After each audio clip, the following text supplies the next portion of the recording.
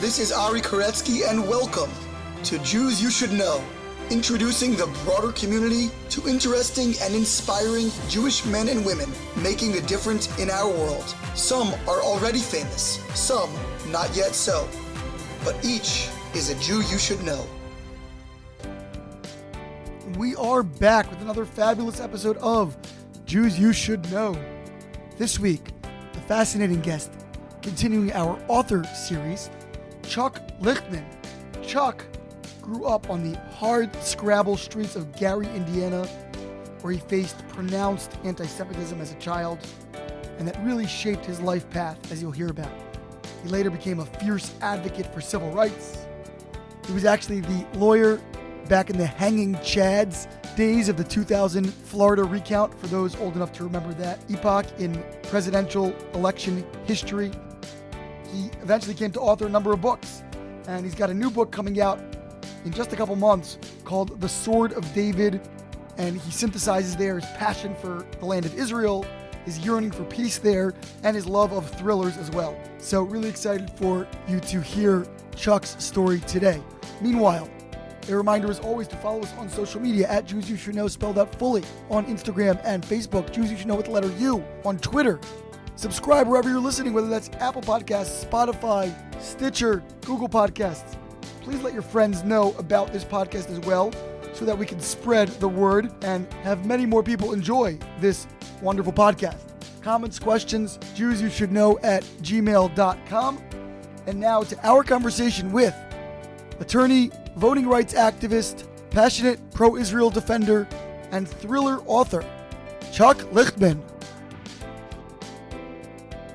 They're here with Chuck Lichtman, Charles Lichtman, an author of a recent thriller being released by Simon & Schuster, a very interesting thinker as well, and someone deeply invested in Israel and Middle East politics. How are you, Chuck? I'm doing great. Thank you for having me. I'm glad I have the opportunity to speak with you and to those out there in radio land.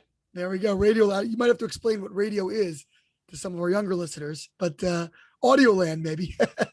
Okay. There you go. So Chuck, let's take it from the top. Where are you from? I noticed a little bit of a Midwestern lilt in there, but where are you from? You have good ears. I actually grew up in Gary, Indiana, which is right outside Chicago. So if you know anything about Gary, you'd say, do you really want to claim Gary? It's a real industrial town, right? A heavy steel town, yes. But I actually look at it as being probably the best thing that happened to me, because it gave me a real view of what the world is like in terms of society generally. And even though I could be in Chicago in 25 minutes, downtown Chicago in 25 minutes, that's a totally different gig than being in Gary. Yeah. What brought your family there? How long had they been there, generationally? Actually, my father moved to East Chicago, Indiana, when he was a young boy from Pittsburgh. Almost all of my family was from Pittsburgh, and those people that were from Pittsburgh, which included my grandparents and all four of my grandparents and my great aunts and uncles, they were survivors of the Holocaust.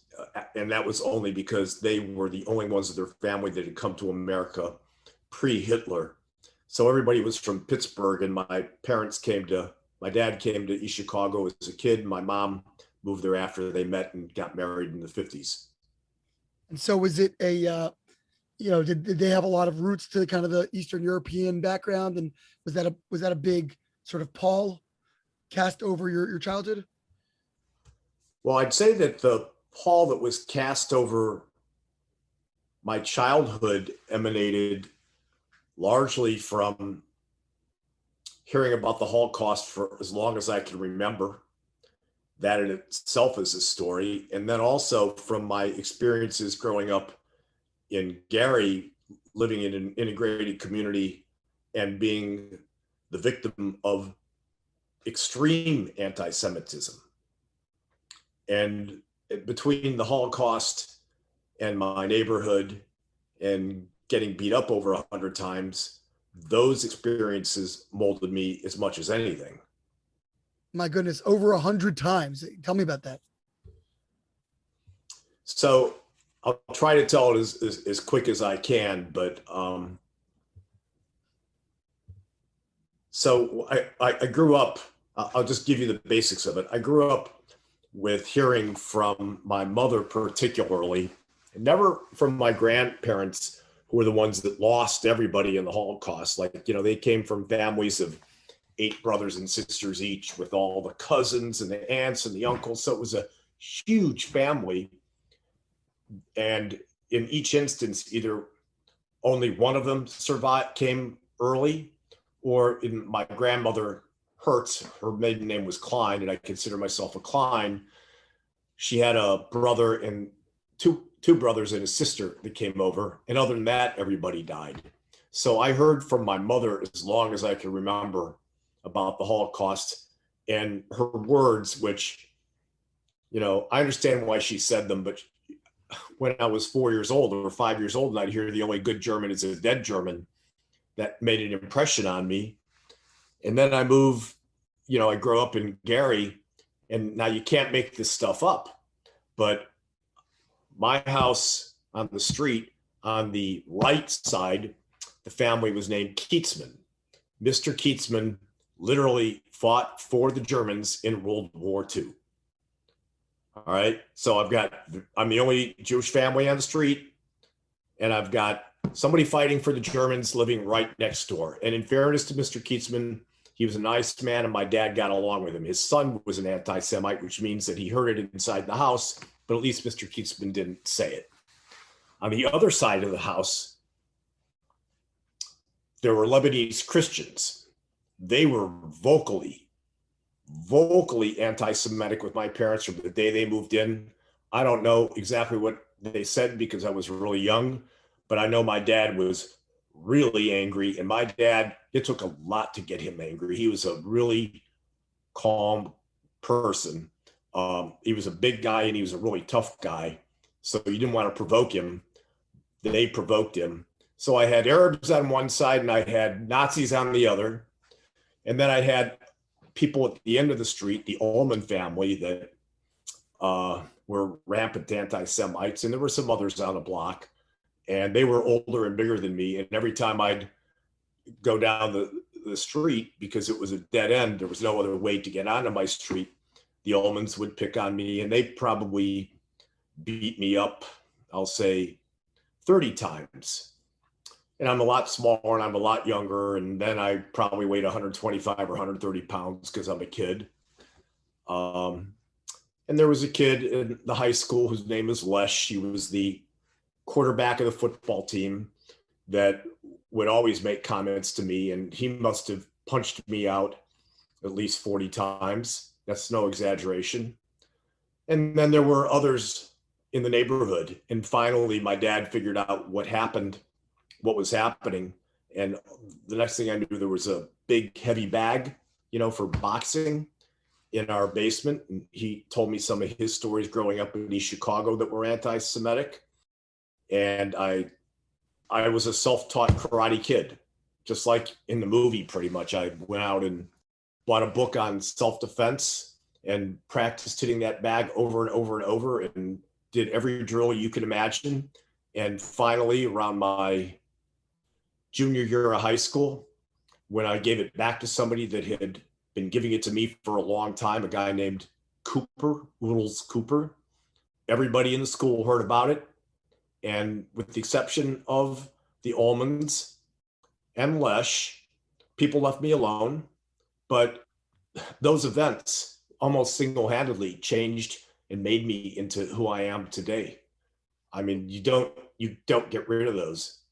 Why did you, it's hard to put yourself back in the mind of a child, but why didn't you, or maybe you did try speaking up, telling your parents, telling administrators, teachers? I mean, that's not just an occasional, shove in the hallway. This sounds like, routine and pervasive and persistent abuse. Obviously, it was a different world than we were in now with bullying and all that, but still. Well, I did once. It was the very first time I was called a dirty Jew, and I was in first or second grade, and it was by the son of somebody that was very prominent in the city.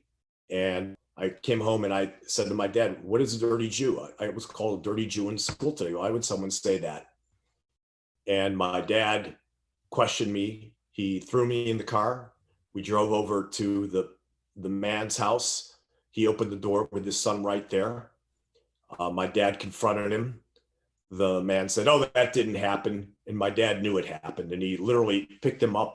I'll never forget it. He picked him up by his shirt and slammed him against the inside wall of his house and said, "If your kid ever says another word to me, then I'm coming back and you're not going to like what happens." And we left. And what happened after that was everybody in the neighborhood heard what my dad did. And for a while, there were some kids that didn't care and they remained my friends that were Gentile. And there were a lot that found out about it. And I quickly realized that telling my parents what I was going through was not going to be helpful. My mom was a teacher at the school.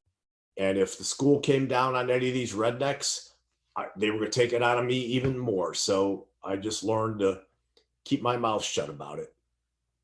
So, I mean, without psychoanalyzing you too much, how would you say all this impacted you and endured into your adulthood? It changed me in a very positive way because I didn't want to be Jewish. I hated being Jewish. Hebrew school was a horrible experience for me. My parents weren't religious, but they were ardent Zionists and very proud of being Jewish. So we were secular in the sense that we observed the holidays, but we didn't pray regularly. And then I came to accept our religion and I started studying it. I didn't study the religion. I studied our history. And then really there was a seminal moment that changed me forever. And that is the Munich Olympics. We had exactly, out of all four of my grandparents, one survivor out of what had to be probably 500, really more than that if you count the cousins and stuff, in full. Only one survivor from the Holocaust, my uncle Oscar, who survived Auschwitz. And his story is literally almost exactly like Leon Uris's The Exodus.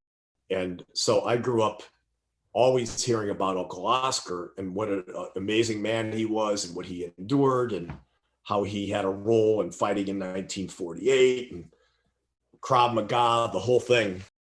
And we had heard that my Uncle Oscar was going to be in the Olympics as a boxing coach.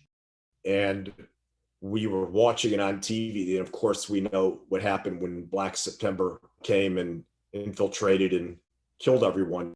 It wasn't like it is today where you can type out a text or an email to your family in Israel and say, "Is everything okay?" And it wasn't easy to make calls to Israel. And for a number of days, we were just frantic and beside ourselves because we didn't have all the names of who the victims were. And we thought that Oscar died, and I was just beside myself. How old were you at this time? That was 72, so I was 17. Finishing up high school. Yeah, and I was beside myself. I remember I was really emotional and angry, really angry. And then we learned, of course, fortunately, that he ended up not going and wasn't even there. But that sent me into a phase that I started in 1972 and continue to this day of reading and learning everything I can about terrorism, the history of our people, coming to a belief that if we don't protect our own and if we don't take care of ourselves, no one else is gonna. We may have some friends every so often that will render assistance because they may think it's the right thing to do, but by and large, we as Jews have our country of Israel that we have to protect at all costs. Although I have some thoughts that I'll share with you later, which dive into the book, but it made me an ardent Zionist, and I wear that badge proudly. When was your first time going to Israel? My first time was in, I think it was 2001. My in-laws, I didn't grow up with money, so there was no hope of me going to Israel until my in-laws took the entire family. My wife has 3 sisters, so the brother-in-laws and all the grandkids all caravan for my in-laws' 50th anniversary. And that was truly my life-changing experience. In fact, if I could just tell you one story. Please. It has resonated with me, and it even appears in my book. I was interested and I was captivated by the history because I'd done so much reading. But our tour guide, whose name was Ron Beer, and with whom I remain friendly to this day, and he helped me a lot on the book. He made a lot of introductions in my research. I'll never forget, he pulls the bus over on the side of the road, or he tells the driver to actually, and he makes everybody get off the bus, and there's this big open field. And he says, "Who knows what happened here?"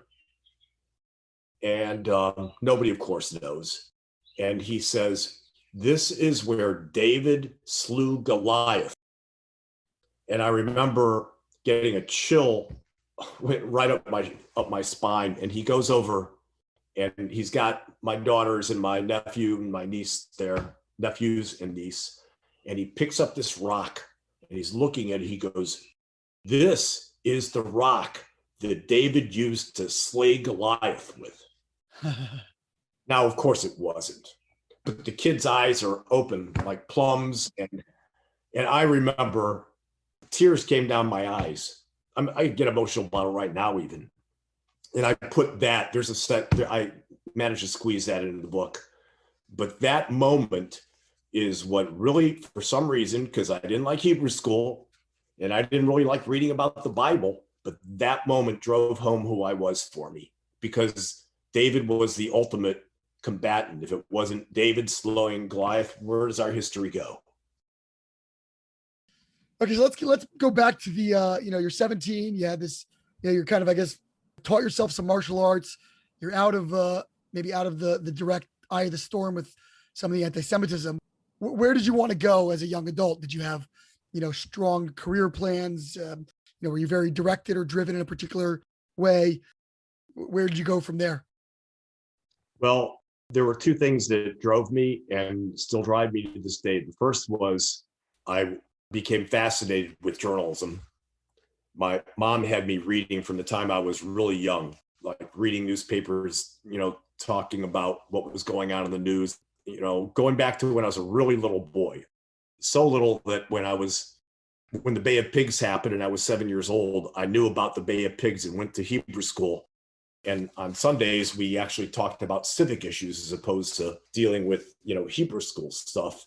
And my aunt was my teacher, and I wanted to talk about the Bay of Pigs. And tell you, pigs aren't kosher. You can't talk about that here. Oh, yeah. Well, my own aunt threw me out of class. That's my dad's sister, which became a story in of itself. But I was always tied to learning about what was going on in the world. And to me, journalism was the way of doing that. And between that, and it also made me somewhat of a civic activist.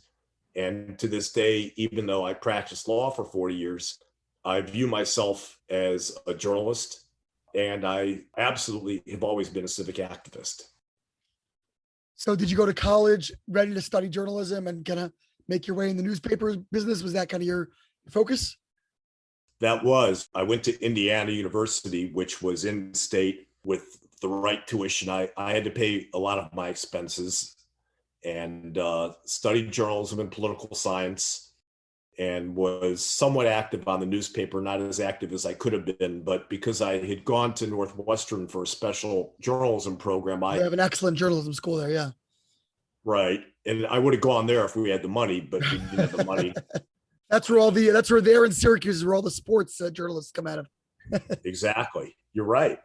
And I was able to get a job offer from the Chicago Tribune. And as I understand it, I was the only kid that year that they had offered a job to. Certainly I know from Indiana, and Indiana's journalism school was a top 5 program. And then when Peter Gorner, that was the name of the editor, told me what I was going to get paid, I looked at him and I said, "Oh, that's awesome." And I knew deep down, are you kidding me? I could work at Walgreens, which is where I worked during the summers because my dad worked at Walgreens as a stock boy, and make more money than as a journalist. And at that moment, I said, this is not for me. And I turned down the job and went to law school instead. Very Jewish of you. Worked out quite well, but everybody that knows me has heard me say forever that I regret that.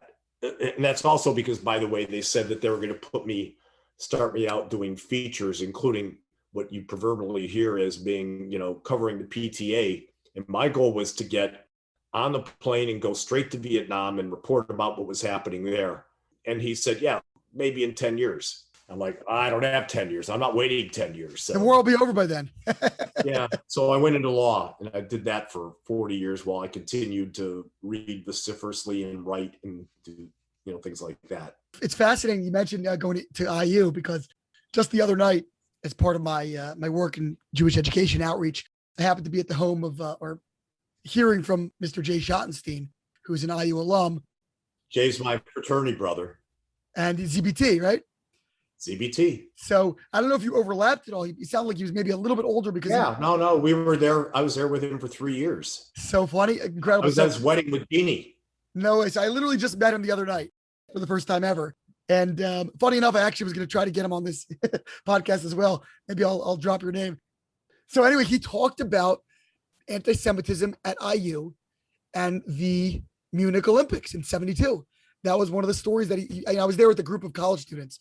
And that was one of the stories that he told the kids about was being there in '72. And I was wondering if there was that overlap there. Yeah, I literally was good friends with Jay, good enough that, he got married after graduation, and I was invited to Columbus for the wedding. I think it was in Columbus. Yeah, Columbus, that's their big spot. Yeah, I know that's where he lived. Because Jeannie's from Cleveland, but I don't remember going to Cleveland. Jay's a great guy, and Jay does some unbelievable things to help Israel. Have you stayed in touch at all over the years, or? I've not really talked to him in a while, actually. I would like to, sometimes years and distance aren't helpful. But those youthful bonds are always there, I admire him a lot. Yeah, he's done great for Israel and also for the Jewish education, sponsoring the translation of the Talmud and really some incredible philanthropy. So wonderful, special people. But I was just struck by the confluence since about 2 or 3 nights ago. I was there. Pretty amazing. Anyway, so went to law, which is, it's funny. I joke around, I was on campus and there was a couple of Jewish kids there. And I overheard a kid talking to his friend. He said, yeah, I don't know what I'm going to do. So I think I'm just going to go to law school. I said, when Jews don't know what they're going to do, they go to law school. So it sounds like that was kind of your path as well. Journalism didn't pay the bills. So I'll go to law school. Yeah. And I was always geared to actually with my skill set to be a lawyer. Well, it sounds like you kind of had the social activism bug, which obviously is very common among attorneys of certain stripe. Was that part of your thinking to sort of be a champion for the underdog and to use your law degree as promoting civil rights and the like? Well, I had always been focused on civil rights. Muhammad Ali is one of my all-time idols because of what he went through. But actually, I became a civic activist in terms of voting rights. I was on election night 2000, got a call and hired by the Gore campaign to help run the recount. The hanging chads. I was the Chad guy. You're the Chad guy. I literally was the Chad guy. Like when you hear something about the Chads and this guy that allegedly ate Chads, that was me. And no, I didn't eat Chads. But I saw firsthand, and today's not the day for me to go into the detail, but I saw firsthand how real votes were not counted. And that's a story in itself. And from that, I said, I can't just sit back any longer. And with the help of a lot of people in Washington, mostly John Kerry and Cam Kerry and Eric Holder and Bob Bauer and Ron Klain and some other people like that, I put together kind of like they helped me a lot, but put together a national voting rights organization. It was called the National Democratic Lawyers Council. It had existed in a form many years earlier and disintegrated. And I spent a lot of time, a lot of money traveling around the country, going city to city, finding out who the leaders were and putting teams together.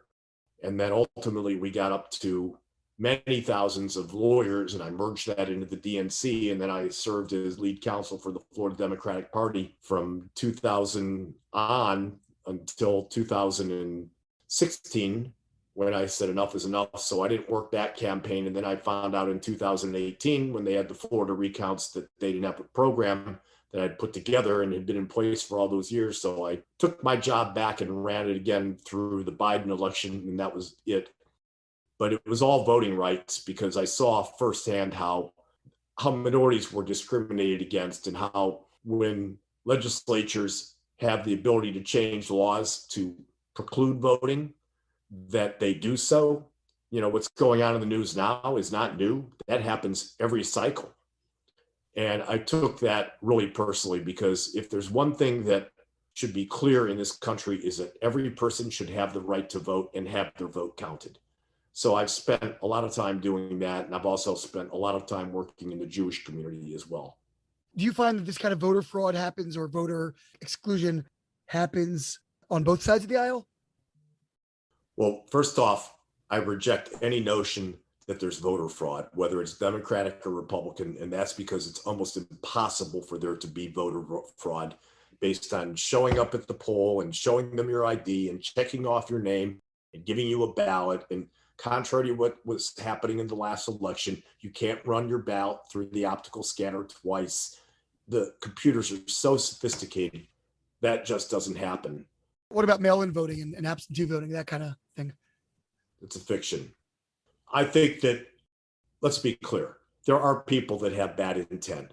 And I'm sure in every state, there are a few people that try to game the system, but there is never anything remotely close to enough that gets even close to 0.1% of the votes, not even close. There may be in a state during an election, and this, I'm pulling out an arbitrary figure, 50 people that do that in a state, maybe 100.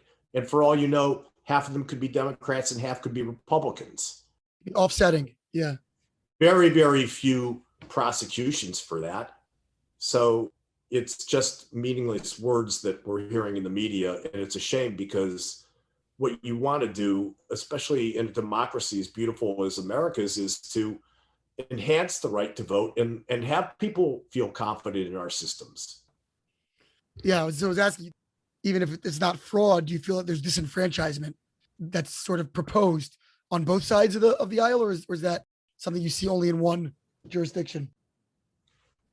I see disenfranchisement in the minority communities and have since I started doing this work. And I don't want to finger point, but it seems pretty obvious that if it's almost always happening in the poor communities and particularly the Black communities, that's just not a coincidence. What are some ways that these communities are deterred from voting or prevented from voting? Oh, there's been roadblocks, like literally physical roadblocks, even in what was my home county of Broward County, where there would be sheriffs that would literally pull in front of the street and not let cars pass. Seen that. I've seen voter intimidation with large groups of large white guys with signs that look imposing, just physically imposing, which scares people off from voting. I've seen through the laws the most restrictive ways to establish voter ID, such as that you must have picture ID, and not everybody does, and particularly in the minority communities. There are a lot of ways that we have seen voters be suppressed from voting, and it's just not right. And to me, part of this comes from my growing up with the anti-Semitism. It really does. That I'm picked on, and I lived in a Black community and had, people say some of my best friends were Black.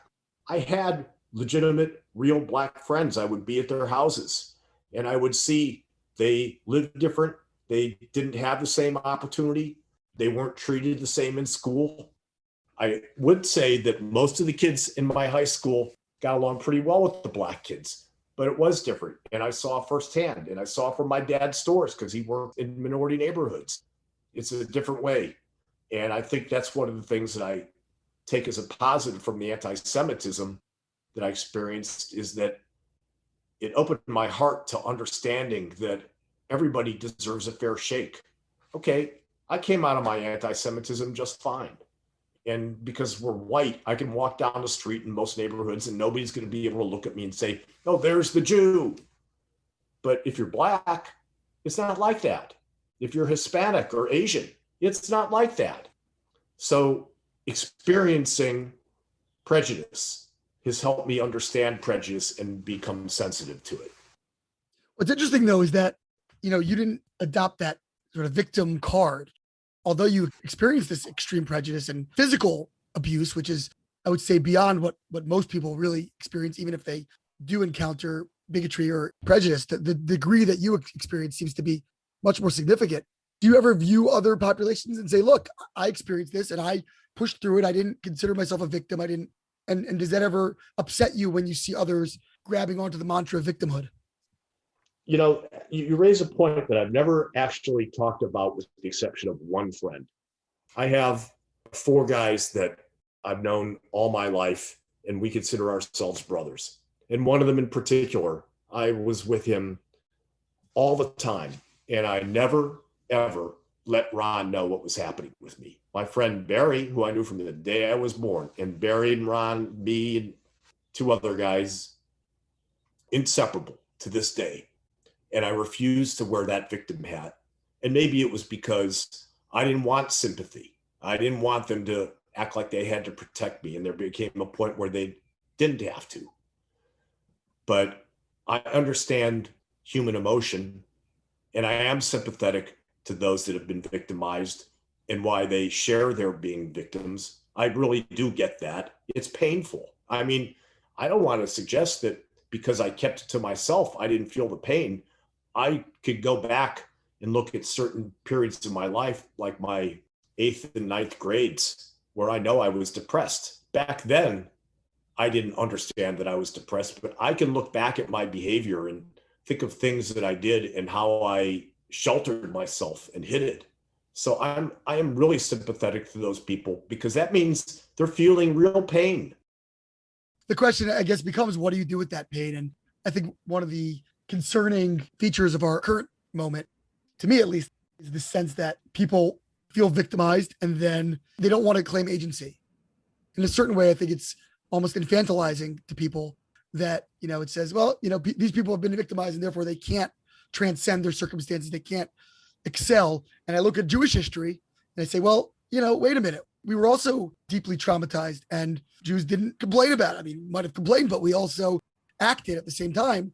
And I just wonder if you ever turn to, some of those individuals or their friends or just people that you associate with and say, hey, you've been dealt a rough lot, but you can pull yourself up by your bootstraps, and rather than lashing out at society at large. I've never really had that opportunity.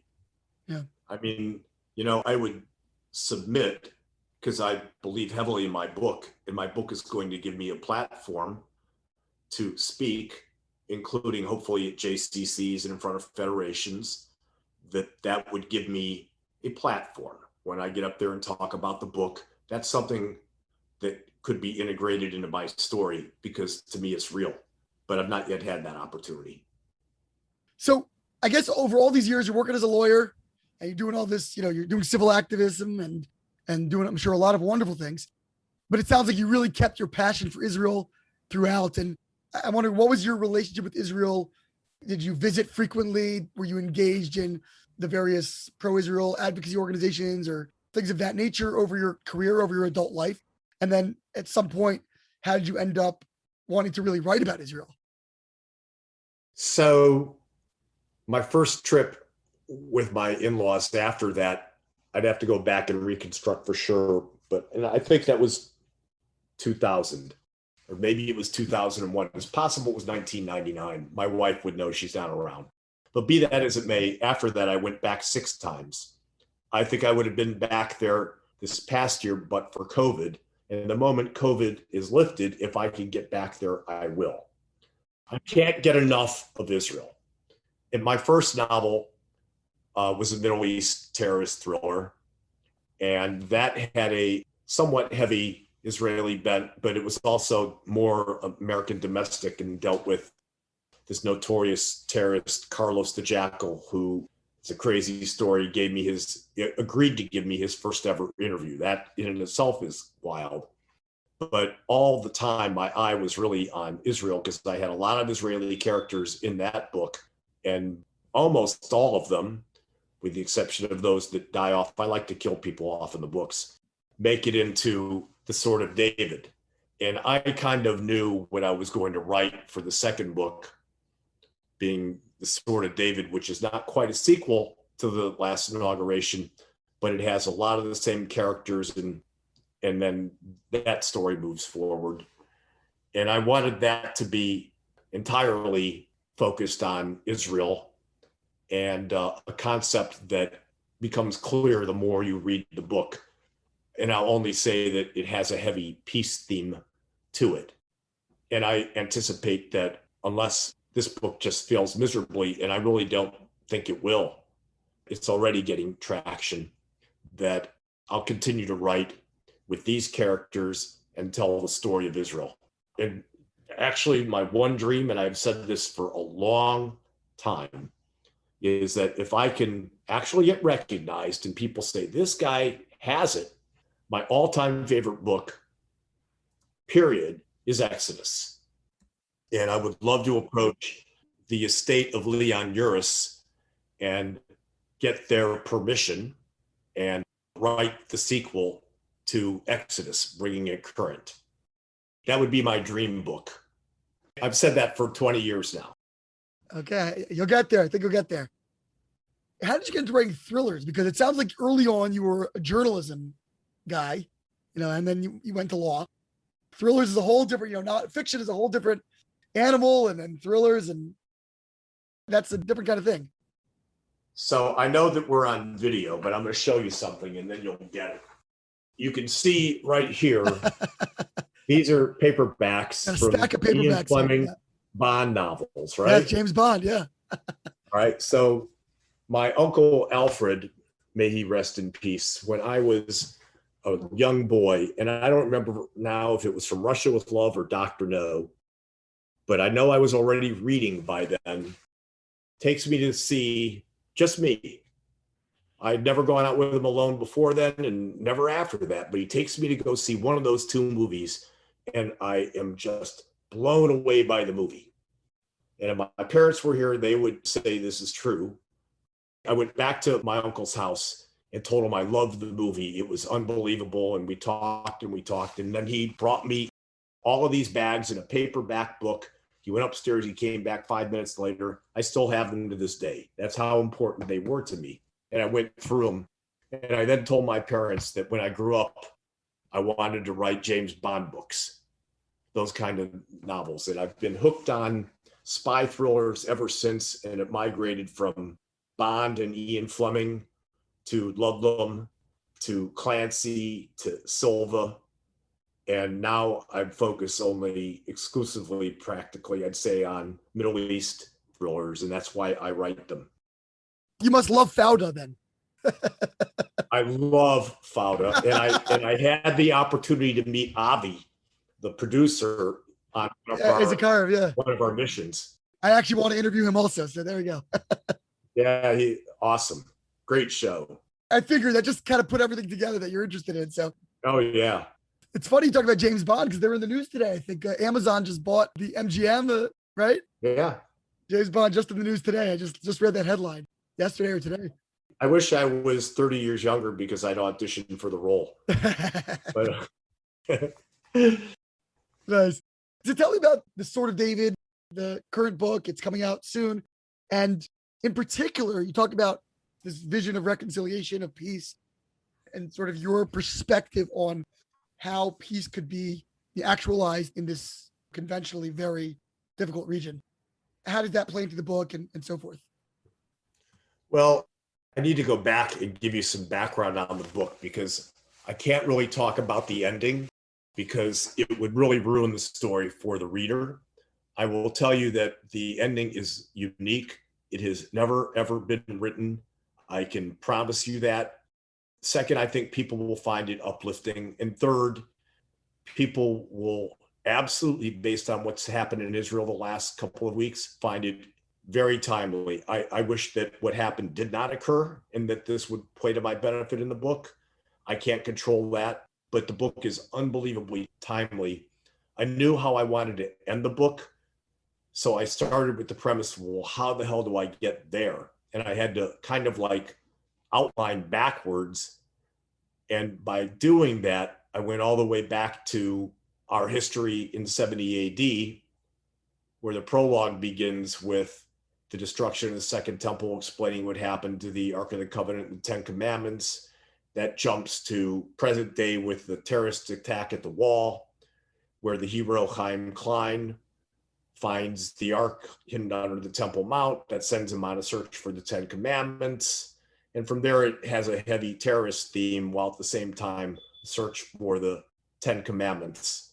And all this does tie together along with this mystical sword of David, which is why the title of the book has that in it. But that plays a very, very significant role.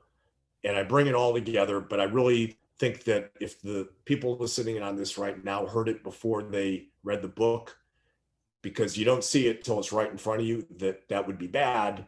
And I have had a number of readers that have told me when they got to this one concluding section of the book, some of them said they started crying, but not because of sadness. So I think you get it. Would you consider yourself an optimist on Middle East peace? I consider myself a realist. I think the concept of peace right now is very, very difficult and complicated, and I think most people would say impossible.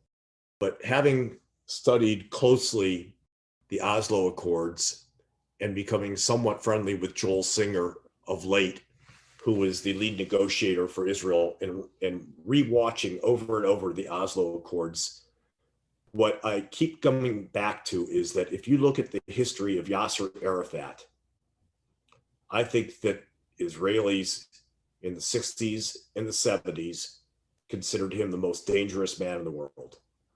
And he threatened to destroy Israel, and he tried. There was no more violent terrorist period than Yasser Arafat and what he controlled, through the PLO. And then if you follow what happened with the Oslo Accords, there came a point where even Yasser Arafat realized the benefit to peace. And they got so close. And whether they would have finished off that last part of the Oslo Accords, nobody really knows, because Rabin was killed. That ended it. There's no doubt about that. Netanyahu, who I have great admiration and respect for what he's done, I don't agree with what's going on so much, everything in his mind right now, and I'm concerned about his ethics a bit. But Oslo ended, and maybe it didn't have to end. And you have to wonder if Yasser Arafat, who cried when he heard Rabin died, I mean, that's phenomenal. He wanted to hug Rabin and Peres.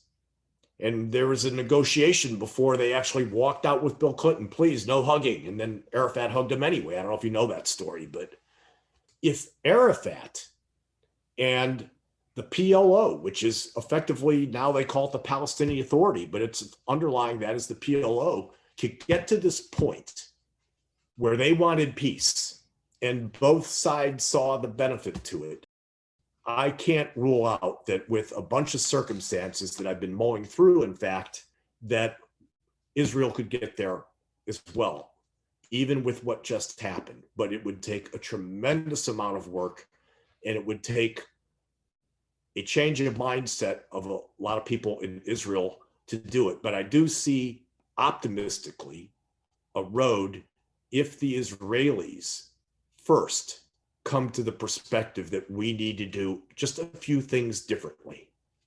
So presently, people would say, Chuck, that just sounds ridiculous. But I think if everybody took a step back, that maybe there could be a road to it. It's interesting. It sounds like you put the onus more on the Israeli side of the equation, where, these, I think certainly right-leaning Israelis would say they're ready for peace at any moment, but there has to be a recognition of their right to exist, and hugs from Arafat notwithstanding, that there's a deep-seated desire from, at least from Palestinian leadership, not to live side by side with the Jewish Israel, but to wipe them off the map from the Jordan to the Mediterranean or whatever. There's not really that political will on that side of the aisle. I mean, I would think that if the Israelis, as the famous Golda Meir line of if we put down our weapons, there'd be no more Israel. Well, I want to be really clear, and you're 100% right, Rabbi. And I gave a lot of thought to this.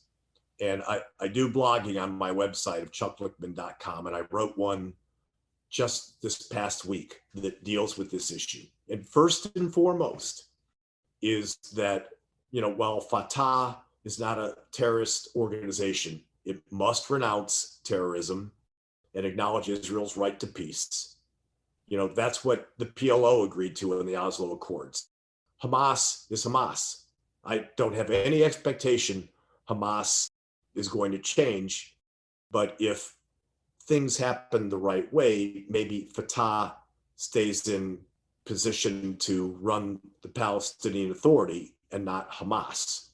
And second, I want to be crystal clear. I will never recede from the fact that Israel has an absolute right, as does every other country, to protect its citizens and its borders and to keep its people safe. No ifs, ands, or buts. So I don't want anybody to think that because I'm trying to figure out what things could happen that would lead to peace, that I'm soft on Israeli defense. So when I have come to believe, and I think most Americans aren't cognizant of it, but I think an awful lot of American Jews are, which is that right now Israel's public image is not good. And I think a lot of that stems from the media, American media, including publications that I read religiously, like the New York Times and the Washington Post. I think they bend over backwards to blast Israel. And I don't think that the average American understands that Israel has gone to great lengths to have programs that help Palestinians. And I've spent personally a lot of time in East Jerusalem, in the Muslim quarter, and in the West Bank, talking to people. When I wrote this book, interviewing, day-to-day Palestinians. And I came away with the belief that most Palestinians absolutely would love to have a peaceful coexistence with Israel, and they recognize that there's a lot of complicated issues there.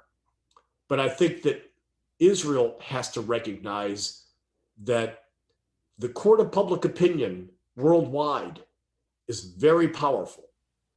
And Israel, while still retaining the mandatory right to defend its borders, has to do something to soften up the world in terms of how they perceive we abuse Palestinians.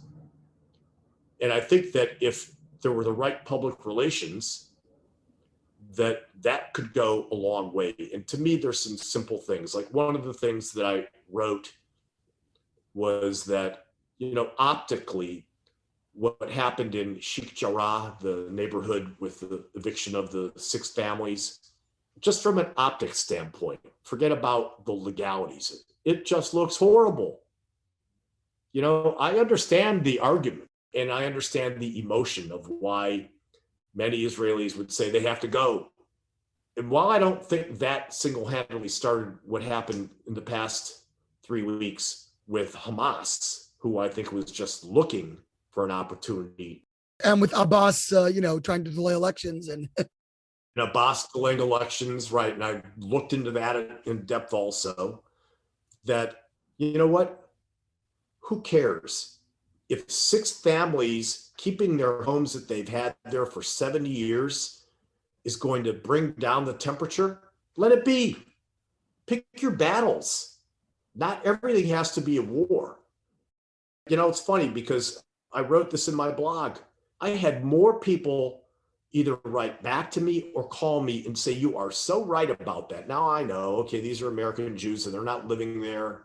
And maybe some of them are my friends and they want to support what I say. But I do think that the optics are bad. And I think that's an easy fix. And I think that if they had the right press secretary to get up and say, we want to work through some of these issues, that's a really easy one to take care of. Something else that really concerns me is the COVID issue. How hard would it be at this point, with the United States having a huge number of citizens that refuse to take the vaccine, and with there being an overstock of the vaccine available, to get them onto the military aircraft and get Palestinians inoculized? And Israel can, I know that Israel's not going to go into Gaza and start giving people shots. That isn't good, but Israel could do its part in saying, we support this. And then people around the world, whether they're in Germany or France or wherever, might look up and say, well, that's a nice step. This issue with water. I mean, can you imagine in America if we had states or locales where there just was no clean water? The aquifer in Gaza is going dry. Most people don't realize that there will not be a fresh water supply in Gaza very soon.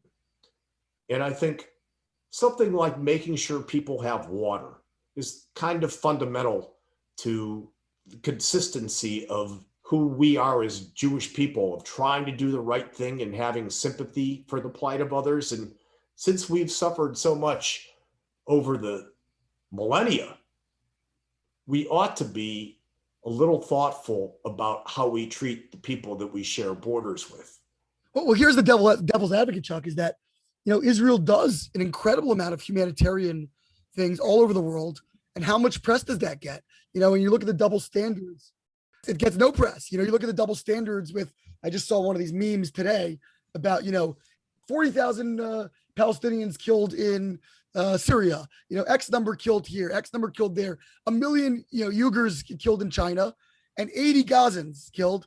And what's featured, what's highlighted. So there's a feeling like, no matter what we do, and you've experienced anti-Semitism, not rational, we can't do anything. You are right. But how do you fix that? You don't hear Israel stand up and say, wait a second here, hold on, and use public relations. I mean, some of this is just fighting back. In the last 12 years, it's been like the Muhammad Ali rope-a-dope, just taking it and taking it and taking it, right?